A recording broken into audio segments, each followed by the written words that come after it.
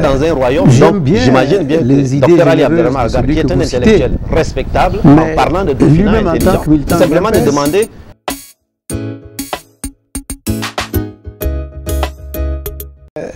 J'aime bien les idées généreuses de celui que vous citez, mais lui-même en tant que militant du MPS, étant intellectuel, dans ce qu'il dit, on voit quand même qu'il y a des limites. Et on voit très bien quel est le schéma qu'il est en train de vouloir tracer pour l'avenir du Déby et du MPS. C'est de ça qu'il s'agit. Non, il n'y a pas de Dauphinat dans un pays démocratique. Dans un pays démocratique, c'est les urnes. C'est la parole au peuple. C'est le peuple qui choisit ses dirigeants. Quand vous dites Dauphinat, ça veut dire qu'il faut que Déby prépare sa succession. Et toutes les informations qui courent aujourd'hui concourent à nous dire qu'il est en train de préparer sa succession. Il est en train de préparer ce Dauphinat. Non, je m'oppose catégoriquement à toute forme de Dauphinat. Il n'y en a pas.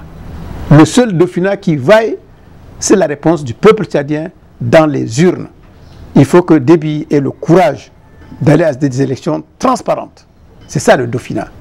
Les Tchadiens vont lui dire, nous voulons un tel pour te succéder. Et ça se passera dans la transparence la plus totale, donc dans la sérénité, dans l'unité, dans la paix. C'est ça que nous souhaitons. Mais lorsqu'on a coupé le pays en deux, sous prétexte qu'au nord, c'est la zone réservée à Déby, et qu'au sud, c'est pour les autres, plus lui encore, c'est pas comme ça que ça se passe en démocratie. Il faut que tout ce qui a été concocté depuis ces dernières années sous ce qu'on appelle la fameuse 4e République, qui est la 4e République de tous les dangers, qui est la République de tous les vols, et la République de toutes les entreloupettes qu'on va mettre à la démocratie, il faut mettre fin à ça. Les 112 départements créés sur mesure, il faut arrêter. Un département de 3000 habitants qui aura automatiquement un député est égal à un autre département qui a 150 000 habitants, qui a aussi un député, il faut arrêter. Toutes ces manières de truquer, de voler, il faut arrêter. Un homme, une voix, un peuple. C'est ça qui est important et c'est ça qui va nous amener à une situation de sérénité totale. Pour que Déby, s'il est un grand homme, il faut qu'il soit un grand homme. Je souhaite qu'il soit un grand homme pour sortir par la grande porte de l'histoire, par les portes de l'histoire les plus grandes qu'on va lui ouvrir. Il faut qu'il prépare sa succession avec un souci démocratique, tout simplement. C'est ça le Dauphinat, et pas autre chose. Dans un royaume, donc j'imagine bien que Dr Ali Abderrahmane Agar, qui est un intellectuel respectable, en parlant de Dauphinat intelligent, c'est simplement de demander la possibilité que tous les Tchadiens qui ont les compétences de pouvoir candidater et se présenter devant la nation avec un projet puissent le faire. Et le président actuel, parce qu'il appartient au parti au pouvoir actuellement, il peut désigner un de ses candidats dans son parti et le soutenir.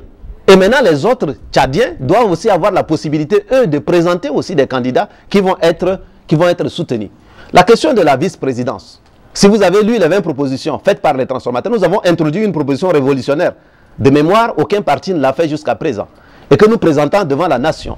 C'est de faire en sorte qu'il y ait ce que nous appelons un ticket présidentiel.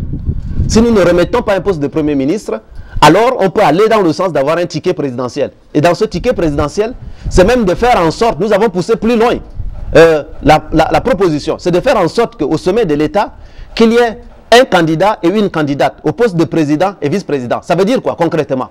Tous les partis politiques doivent être incités à travers une nouvelle constitution qui rend obligatoire la possibilité de présenter à la fois un homme et une femme comme candidat à la présidence et à la vice-présidence. Vous voyez? Ça veut dire qu'au sommet de l'État, on ne parlera plus de Mara Sakit, on ne parlera plus de Dene Baya de Diangoy, parce qu'il y aura une femme, au moins présidente ou vice-présidente de la République. Vous imaginez un Tchad dans lequel il y a au sommet de l'État quelqu'un qui n'est pas nommé par un président de la République, mais qui est élu par le peuple et qui est au minimum vice-président de la République. Vous voyez que c'est la meilleure manière de libérer les femmes tchadiennes. Parce que nous croyons dans le leadership féminin aussi pour l'avenir de notre pays. Donc ça, c'est une des propositions parmi les 20 que les transformateurs ont mis sur la table et que nous allons gracieusement envoyer, en tout cas aux organisateurs du forum.